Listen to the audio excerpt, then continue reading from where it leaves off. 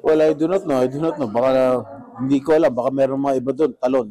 Ibig sabihin, talon, the gray vehicle. Ibig sabihin nun, hindi nakapagbayad ng tax. Papatawag mo na rin ba yung Ah, asawa niya? Yes, papatawag ko. Ang problema kung gano'ng marami yung cars nila. What if business galing ng Paano niya, Why is it a red flag na gano'ng kadami yung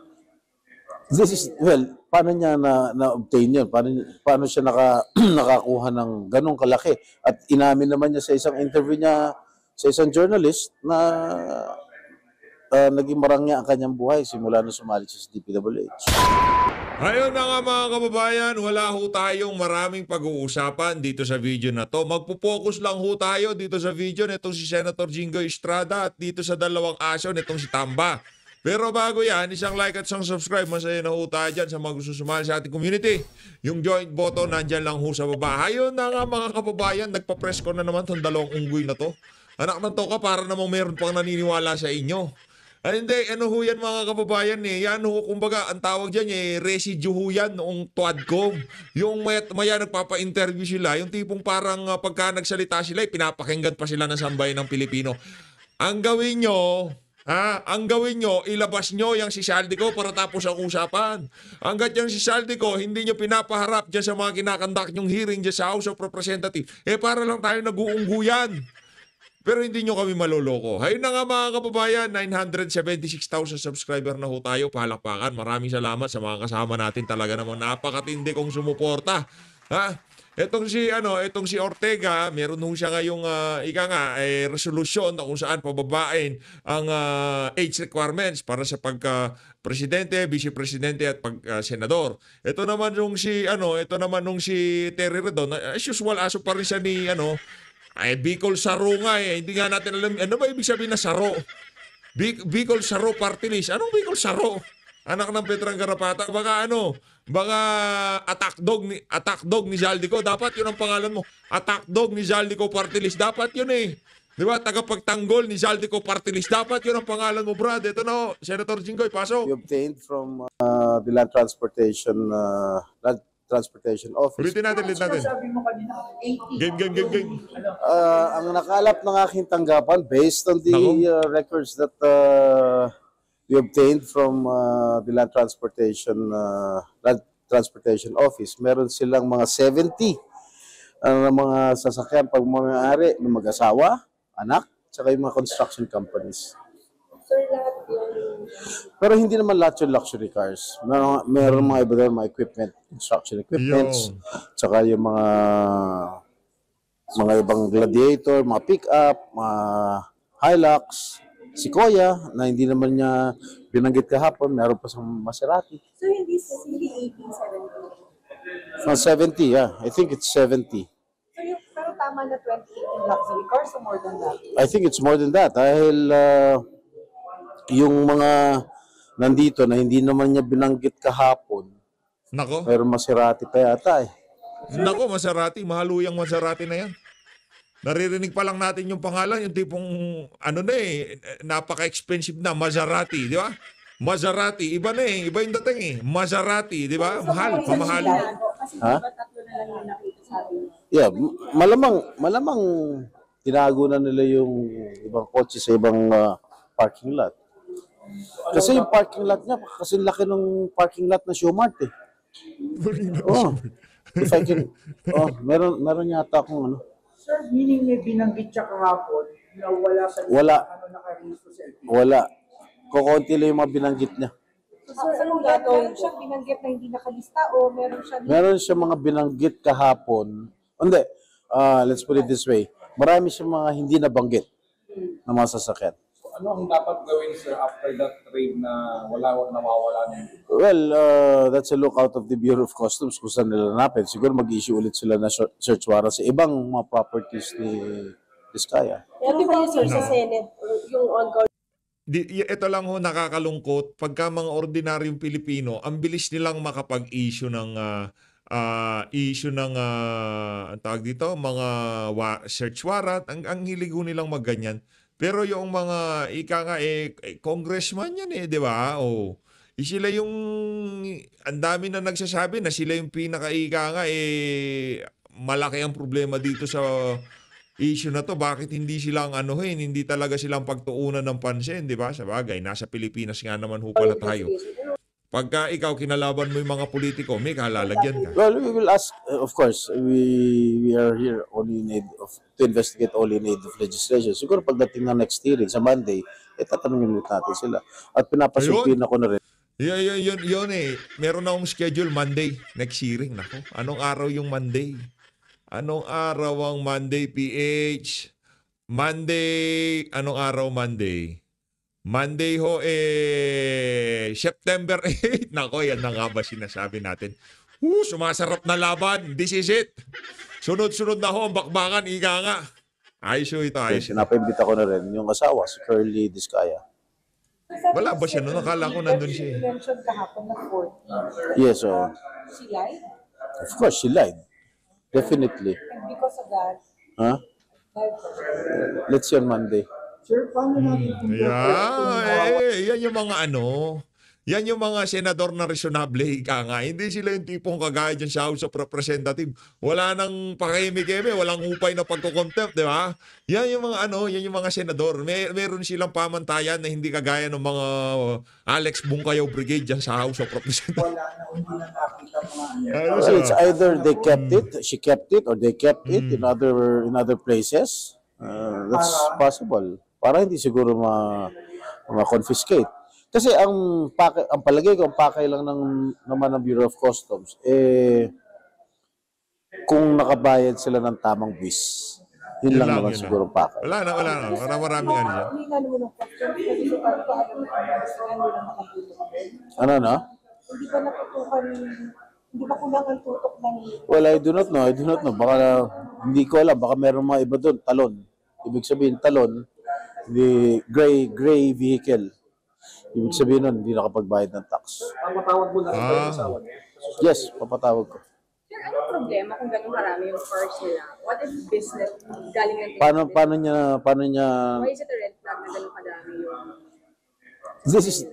paano niya na-obtain yun? Paano siya nakakuha ng ganong kalaki? At inamin naman niya sa isang interview niya sa isang journalist na naging marangya ang kanyang buhay simula na sumali siya sa DPWH. Correct. Sabi, ibig sabihin, meron siyang contact person doon. Sir, dapat yung bang tignan ng BOC o At napakasinungaling yan. Wala rin siyang kilala sa DPWH. Sir, dapat tingnan ng BOC yung sinabi ni SP Soto kahapon na yung isa din sa car dealer niya parang may mga smuggling cases yun. Yeah, I think hindi yata maganda yung record nung isang car dealer. Yeah, oo. So, na-connect niyo na, sir, kung sino yung contact niya sa DPWH? Hindi, wala pa. Malalaman din natin yan. Kakanta rin. Basis na po ba? Yeah. Sa ayaw Let's sa see, gusto mo the next kakanta at hearing. kakanta ka rin, ika nga, di ba?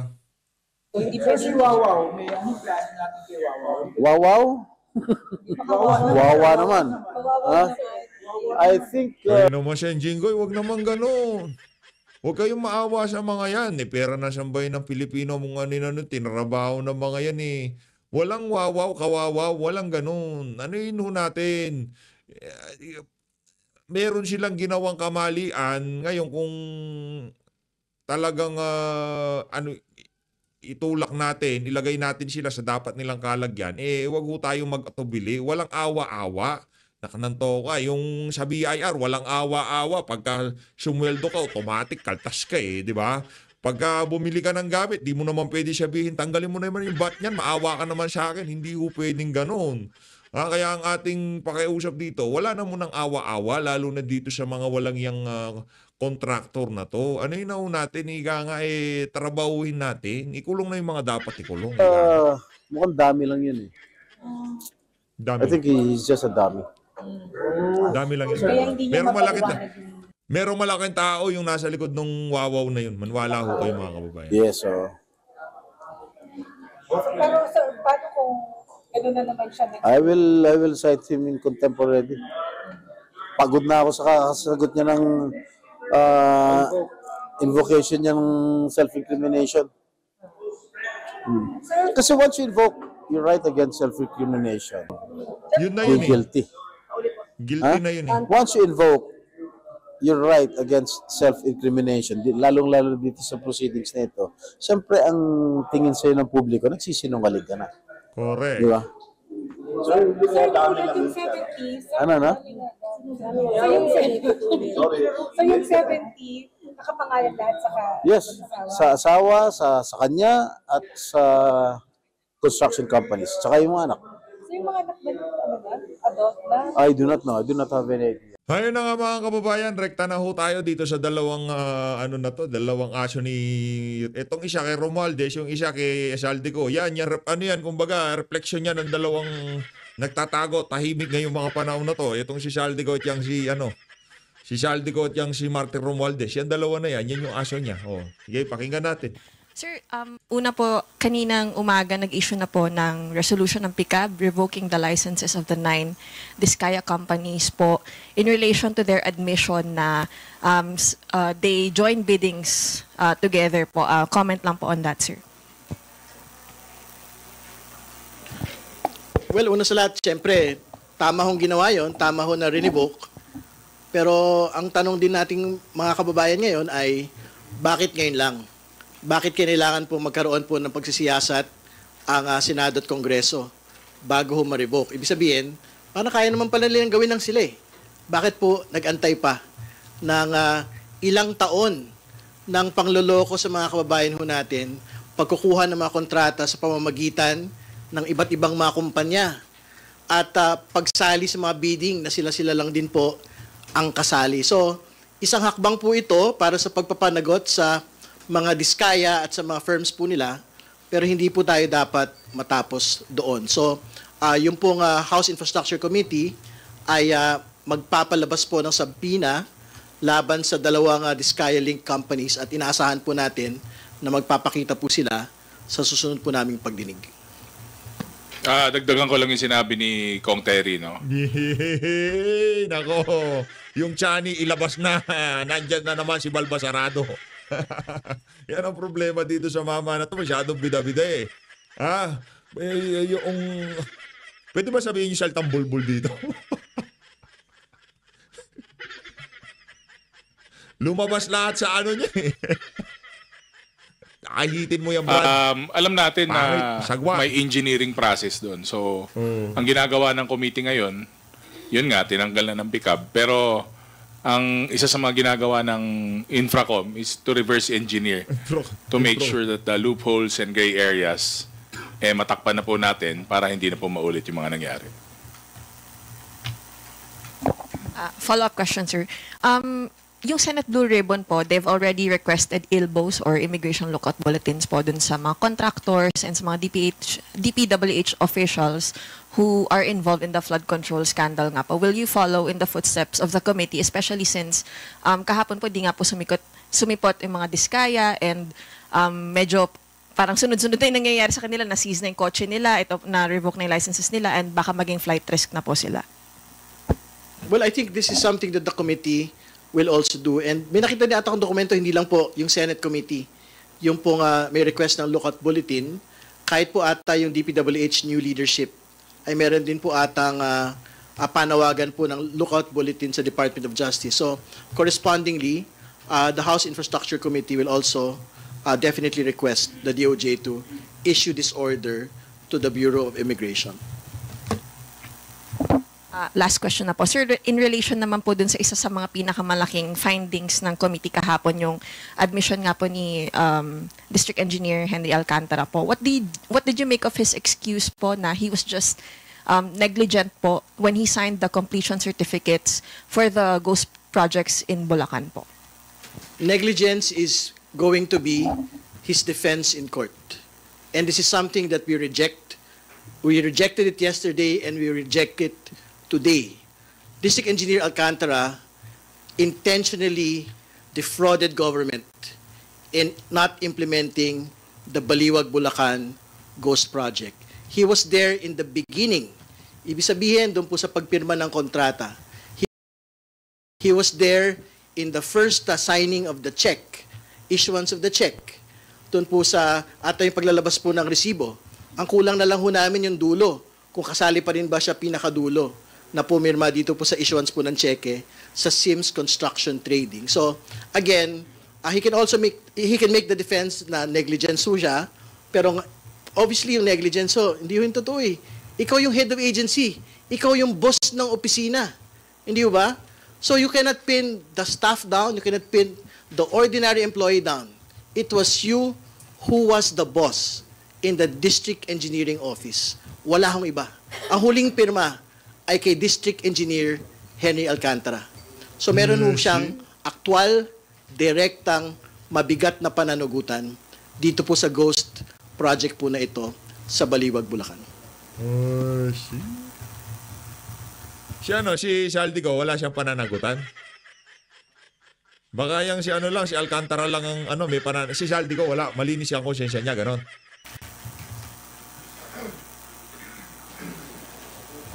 Christian. Word na naman siya. Okay, next question will come from Sunog na Elson naman Kismori of Manila Bulletin.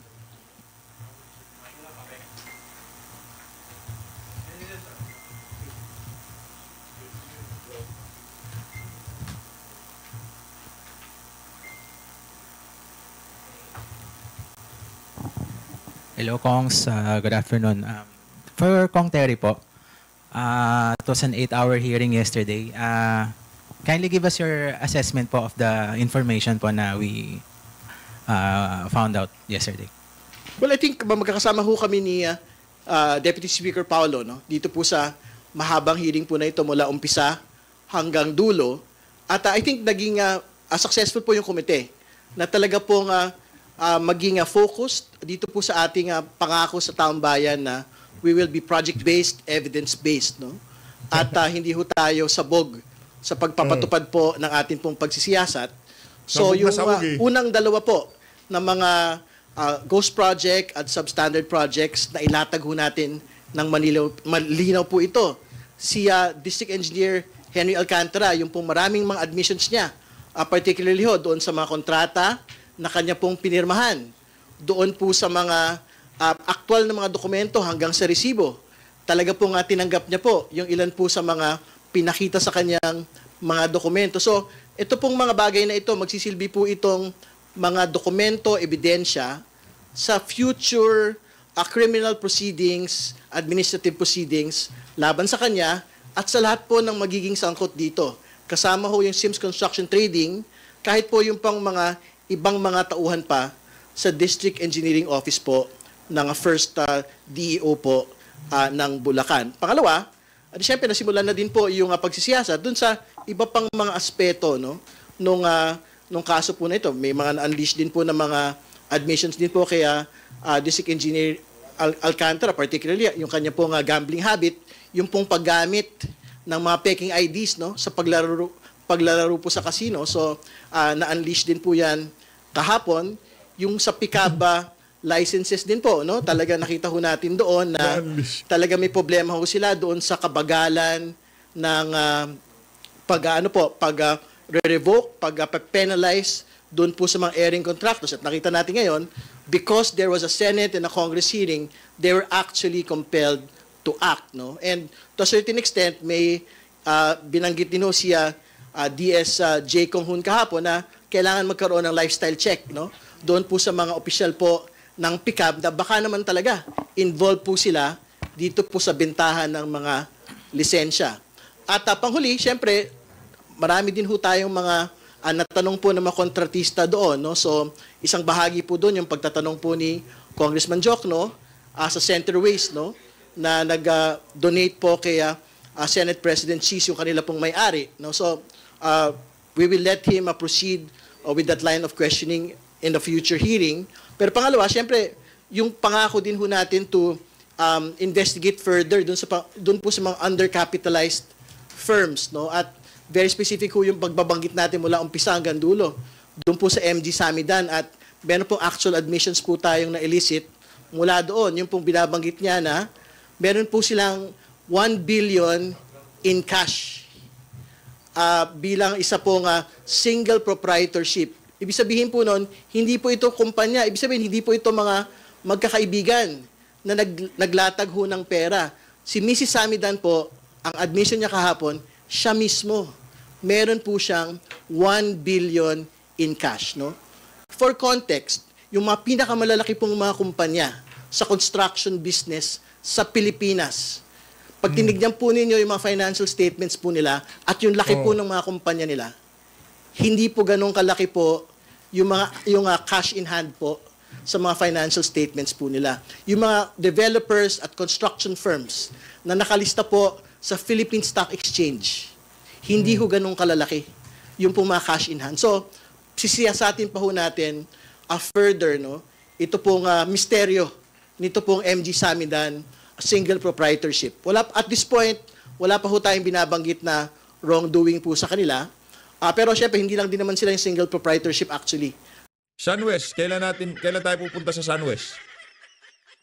Puro Samidan, puro St. Gerard, puro... Asan yung High Tone? Asan yung SunWest?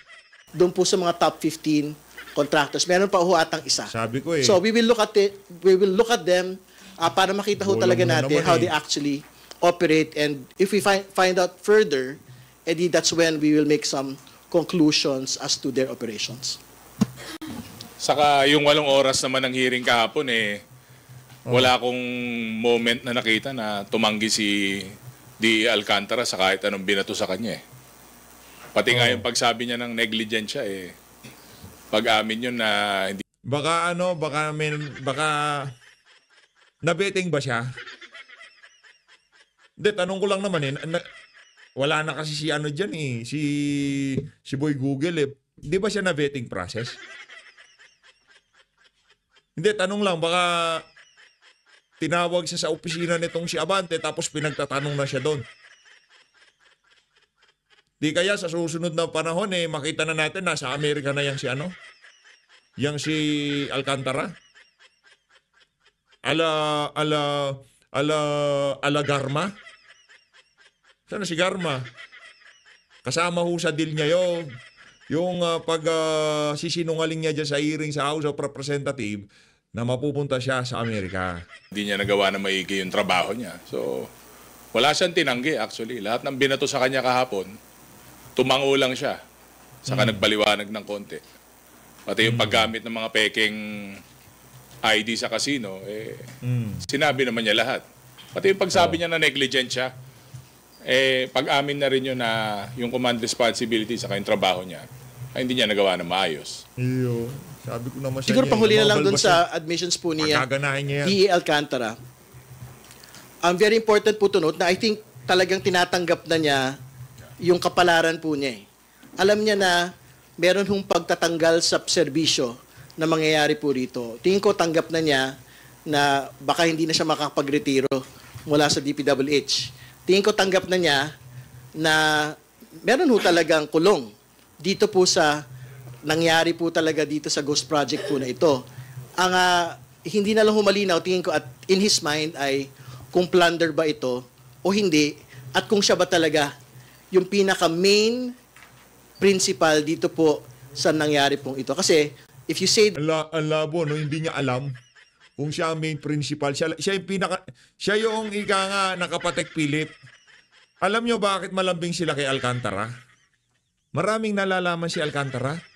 Marami siyang pangalan ng mga congressman na alam sambitin sa bunganga niya pag nag-init niyang si Alcantara. Kaya paunahan na lang dyan kung sinong unang makapag-contempt dito kay Alcantara at dito kay Sara Diskaya. Pag House of Representatives, wala na, yari na tayo. Kaya ako noong, parang may mako-contempt ata, medyo nag-worry na tayo kasi pag na-contempt na sila dyan, magagarma na naman yan. Kaya sa Senado, ayusin nyo sa susunod na pagdinig, huwag nyo na silang palabasin dyan.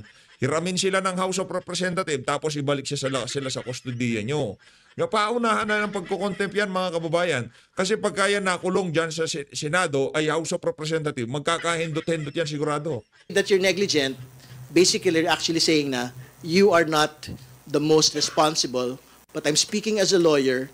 I think D.L. Alcantara, as the district engineer of that office, head of agency, is the most responsible for the Ghost Project in Bulacan. Kongs, bale, ang mostly na pag-usapan po natin ay yung first district of Bulacan. But do we have reason to believe after one hearing na the practice is prevalent or nag-i-exist sa ibang lugar po sa Pilipinas? Well, that is what the Infrastructure Committee is there to find out po. No? So, pwede ho kasing hindi lang po ito sa lugar po na ito. No? In fact, yung Wawa Builders, di ba, sa Senado, ito po yung kumpanya that when asked if you have ghost projects, ang sagot po niya ay, I invoke my right against self-incrimination. Ibig sabihin, he cannot actually make a direct answer of a yes or a no. And to be clear, yung pong Wawa Builders, hindi lang po sa Bulacan nag-ooperate.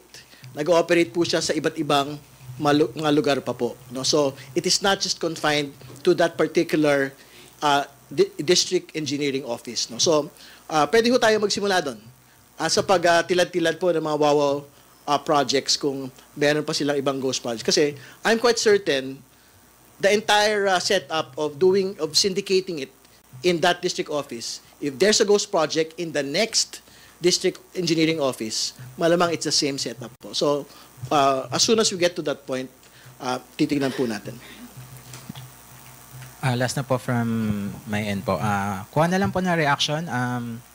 Senator Lacson has flagged 51.82 billion worth of vague and distinct insertions in the 2026 NEP, supposedly for flood management programs in NCR and Regions 1, 2, and 3. In the context po ng mga nakita rin po na discrepancies ni DS po no, sa NEP, yung pong sinabi niya last week, ano pong masasabi po ninyo doon? Well, una sa lahat, ang last touch sa National Expenditure Program ay hindi po Kongreso, hindi po Senado, kundi ang Department of Budget and Management. Ang first touch sa NEP, particularly sa DPWH, sa mga infrastructure projects, ay wala pong iba, kundi po yung DPWH. In fact, doon po sa hearing kahapon, yung pong tatlong proyekto sa Bulacan, NEP-originated projects, anong sabi ng District Engineer, Henry Alcantara?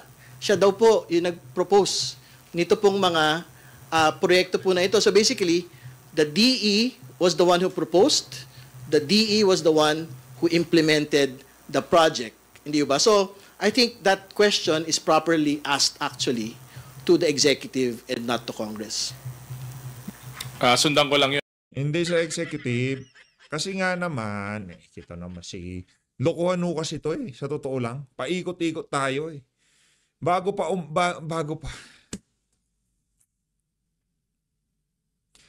For example, ginagawa natin ang 2025, halimbawa, ginagawa natin ang 2025 budget.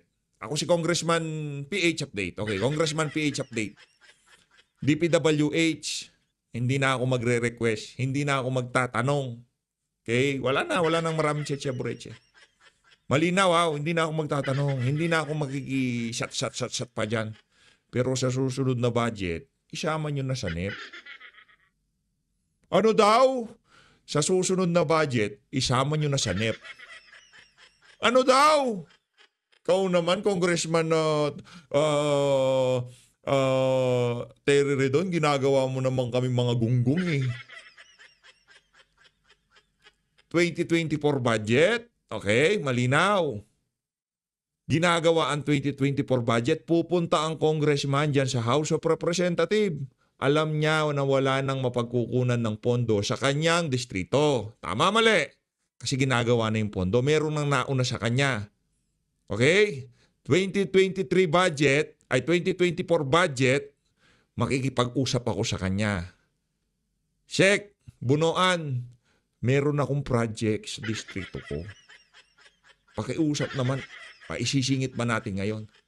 Hindi na sir Puno na, dami na nila. Dami ng ghost project na nasingit namin. Paano pa yan, di ba? Siyempre, hindi na masisingit yun. O, ganito na lang, Sek. Para wala tayong maraming usapan, susunod na budget deliberation, makikita naman tayo ulit. 2025 budget, hindi na ako magtatanong. Okay? O, wala tayong problema dyan. Wala nang tanungan. Ngayon, wala na akong tanungan. Pero siguraduhin mo. Make sure, ha? Make sure. sa 2025 budget, gusto kong makita sa NEP yung project na sasabihin ko sa'yo. Hindi, ibig sabihin, kahit pala yun ang mga senaryo na pwedeng mangyari. Hindi ko sinasabing yun talaga nangyari. Ha? Binibigyan ko lang ho kayo ng ika nga, hindi tayo basta-basta magpapadala sa pag-iisip nitong mga congressman na to na dahil nasa NEP yan, executive ang naglagay niyan, wala na silang malinis na ang konsensya nito mga walang yang congressman na to, okay? Hindi pa ho sila malinis. Kasi pwedeng ngayong budget deliberation hindi na masisingit. Pero ipangako mo sa akin, Secretary Bunuan, sa susunod na NEP, hindi mo na kailangang isingit yan. Nandyan na yan. Tama, mali?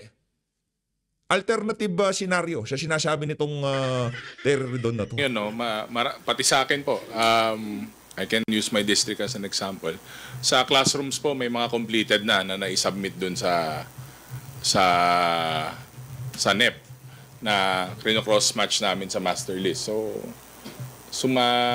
parang sinusundan ko lang yung mga sinabi ni DS po, no, na may mga ganong issues with regards to the budget. So kaya nga po maganda na sinisiyasat ngayon para makita po natin yung kung may mga nadoble man o napondohan, parang magkaroon ng refunding yung mga completed na project. So part of the process siguro lahat to.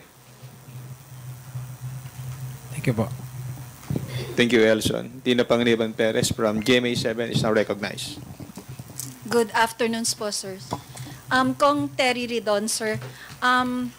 May binanggit po kayo kanina na hindi malinaw sa mind niya, meaning Engineer Alcantara, kung plunder o hindi yung haharapin niya. Sa mind niyo po ba at sa mind ng members ng Infracom, malinaw na kung anong ikakaso? Sa mind ko po bilang chair ng House Infrastructure Committee, as soon as I've seen the documents and as soon as I've heard the admissions of District Engineer Alcantara, ang malinaw po sa akin, ang maximum criminal charge na pwede po ikaso kay District Engineer Alcantara, sa Sims Construction Trading, yung kanila pong managing officer po doon, at lahat po ng mga involved na mga taong DPWH doon po sa district. Ano lang ako na medyo nababad trip lang tayo na yung tipong yung mga tanong nito mga media na to masyado silang napaghahalata na kargado, yung puro parang basta wag tayong magbabanggit ng about kay Zaldico dito sa interview na to. Walang Sunwest, walang high tone. Sara Diskaya, Alcantara, dyan lang iikot usapan natin. Okay? Wala. Meron na ba kayo narinig? District Engineering Office po na yun ay kaso na hindi po bababa dapat sa plunder. Again, ang project amount po ay 55 million. Ang threshold for plunder ay 50 million. Kailangan ho natin bumalik dun sa naunang mga plunder charges nung nakaraan na naging successful.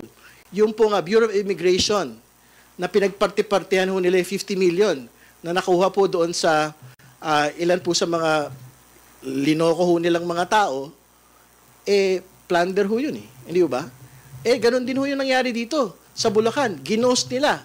So therefore, pinera ho nila. So syempre, his defense will definitely be na, hindi naman ako kasali dun sa dulo kasi nga linipat na daw siya, hindi ba? Sa ibang lugar. But again, if you're there from the beginning, and again, if you're the main principal of this district engineering office from the beginning, from as far back, I think, as the old government, meron kang main responsibility for this particular plunder charge kahit nailipat ka pa sa bandang dulo na po ng project implementation. Sir, this early, can the committee draft a recommendation already to file these charges? And aside from plunder, may iba pa po bang pwedeng ikaso? Well, marami yung pwede talaga kaso dyan. So, syempre, may graft na pwedeng ma-accompany po dito sa plunder charge. Meron po syempre, yung pag-admit po niya ng paggamit po ng mga fake IDs para makapasok po sa casino, meron din pong kaso yun kasi bawal po talaga yung mga empleyado ng gobyerno na nagpupunta ho sa casino. So, at the minimum ho talaga, meron ho talagang mga kaso, criminal or administrative, na pwede po talaga maisampa laban sa kanya. Pero gusto ko namin kumpletuhin din talaga yung picture kasi siya pa lang naman yung nakausap po namin. Gusto namin makausap yung St. Timothy, gusto ko namin makausap yung Wawaw, gusto ko namin makausap yung Sims Construction na sinabina na ho natin para kumpleto at buo. Yung pong picture po na itsura ng mga kontrata pong ito at yung non-implementation po ng projects. Sir, on the full disclosure being required of the members of the Infracom, meron na po ba, I know that they have 5 days, but today, as of today, meron na po bang nag-submit? Wala pa. I think yung mga COMSEC hindi pa ho nag-report sa atin. Pero magpapaikot ho kami ng template para at least yun na lang po yung magiging guide ng atin pong mga House members na mag-submit po ng disclosure statements sa kanila pong mga komite. Dagdagan ko lang, Ma'am Tina, kasi Yan, dagdag. may full disclosure na, di ba nga, na pinag-usapan kahapon. Pero when we run for public office, saka nung nanalo rin po kami, nag-submit na rin po kami ng aming mga SALN, meron na rin pong full disclosure na kasama yon. Pero we respect yung nasabi po ni Attorney Chel Jokno, and kami naman po walang problema sa amin yung issue ng pag-submit ng full disclosure. Thank you. Sir, there might be congressmen involved in flood control projects who are not members of the 3 committees forming the Infracom. Can Representative Jokno's motion be applied to all members of the House? Kong Ortega, as a House Leader, you can also answer po. And Kong Rito. I think that will be subject to a new motion po. And maybe that is something that should be addressed to the House itself. Baka kailangan po ng House resolution. Kasi syempre, if the House committees in the TRICOM can only bind yung kanila pong members, no? So I think Congressman Jokno, if he wants to bind the entire House, no, to do the disclosures po, I think he will have to file a separate House resolution for this.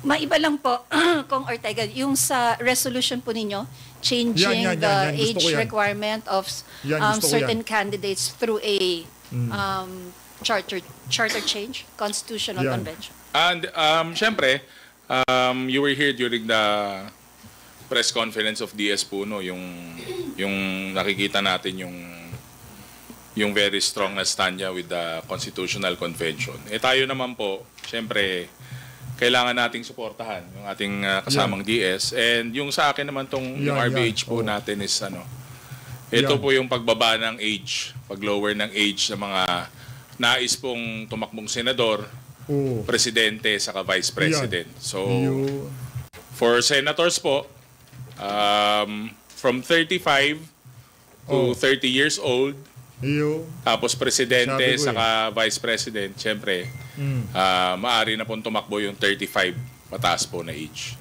So, something to look forward to, kasi nakikita naman natin po sa panahon ngayon, parang makapal po ang porsyento, makapal po ang percentage ng ating young voters.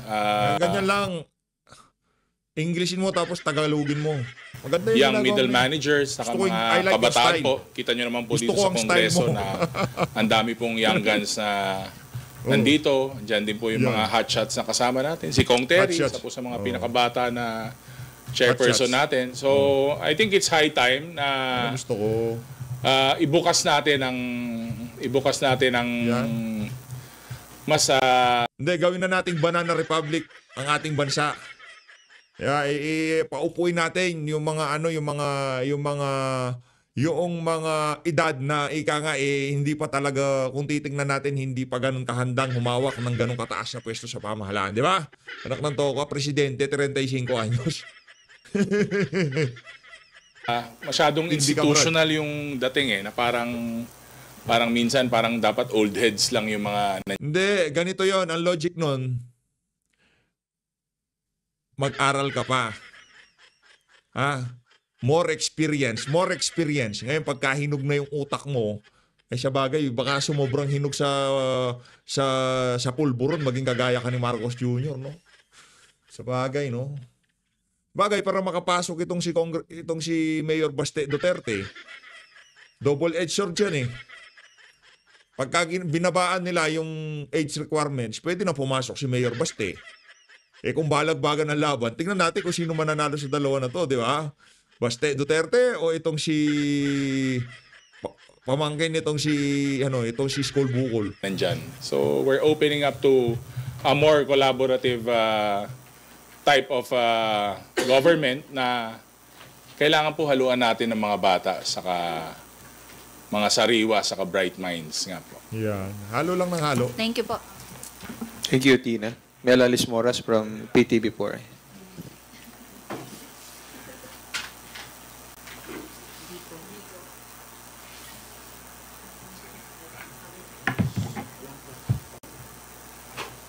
Check 1, 2, 3. Follow up lang po about sa flood control projects. Kanina po kasi nag-hearing yung... Ano ba? Magtatanong ba kayo kay Saldico o hindi? Tatapusin ko na to. Kanina pa ako naghihintay. Last question, game. May briefing yung House Committee on Metro Manila Development at nabanggit nila yung listahan ng mga contractor sa NCR flood control projects. Ina-assess po kasi nila, sir, yung mga contractors, and kasama dun sa mga very satisfactory ang performance ay yung St. Timothy Construction Corporation na isa sa mga nalilink sa Pamilya Diskaya. Ano lang po masasabi nyo dito na yung sa NCR flood control projects, very satisfactory yung assessment sa kanila, and ito rin yung company na involved dun sa isa sa mga Bulacan flood control projects. And sa mga susunod na pagdinig po kaya ng Infracom, madidiscuss din yung flood control projects sa NCR. Jadi congratulations. Kung very satisfactory ho yung ang mga rating po nila sa NCR. No? Pero I think, babalik ho tayo doon sa fact na when the President went to Bulacan, ito sa St. Timothy Project, hinawakan ho niya yung dike. Ano yung nakita niya? Steel cables, nahawakan niya daw po. Hindi natin titingnan yung mga nakuhang kontrata nitong Sunwest at Hightone. Wala. Pasensya na, Sara Diskaya, ha? Ramdam ko na kayo ang palalabasing most guilty sa lahat ng kabalbalan na to. Pag hindi pa kayo nagsalita, narinig nyo naman niyang si Senator Rodante Marcoleta. Magsalita na kayo. Po yung semento. Manipis yung bakal, manipis daw po yung pong semento. So, I think okay yan. Congratulations for that rating. Pero kailangan na ibangga yun to what the President saw. And yun po, kailangan po talagang mag-abot-abot po yung mga bagay po. So, I think if they have nothing to hide, they have to go to all the hearings. Di ba? Para ho maging malinaw talaga na, and I guess they will challenge the revocation of all their licenses at iwawas-iwas ho nila yung pong very satisfactory rating po na ito sa NCR flood control. So as soon as we get to that point na magpakita sila sa House hearing, then we will discuss further. Saka nakita naman natin na naka-zero in yung Infracom sa mga ghost projects, mga ghost flood controls, kumbaga. For the situation of NCR, kung gano'n na may very satisfactory rating sila, ibig sabihin na implement ng maayos. Kung wala silang ghost, mas problema sila sa basura na nagkaklag sa mga waterways, which is nakikita natin yan pag grabe yung baha. So parang may iba-ibang sitwasyon siguro kada lugar, pero yun nga, we are zeroing in on the ghost projects. Yung mga nabayaran pero hindi po na-implement. O kumbaga, nabayaran man, substandard naman. So, medyo dun po yung road na tinitake ng Infracom. And you have to go back to the history of the Diskaya-linked firms, no? Hindi ba na-blacklist din sila? Yeah. So, kumbaga, you have to look at the totality of their record, eh. Hindi ba? So, kumbaga, it's not enough to basically just cherry-pick. Meron tayong very satisfactory rating just to show na okay silang mga kumpanya. And again, we have to go back to the point that what did Ms. Diskaya actually admit? Sabi ho nila, sabay-sabay ho silang nagbibid sa mga iba't ibang mga proyekto. Hindi ba? doon pa lang ho, kahit very satisfactory rating ka na, dapat ma-revoke ka pa rin eh. Hindi ba? Kasi niloloko po ninyo yung proseso. And as a result, nakita niyo ho yung mga itsura po ng mga luxury cars na labas-pasok doon po sa St. Gerard compound. Opo. And DS Ortega, Kong Ridon, hingan ko lang po yung reaction nyo sa statement po ng Malacanang na actually medyo napahapyaw na yung topic na to. Pero ito naman, President Ferdinand R. Marcos Jr. has directed the Department of Budget and Management and the newly appointed Secretary of the Department of Public Works and Highways to conduct a sweeping review of the DPWH budget under the proposed 2026 National Expenditure Program. Any reaction po?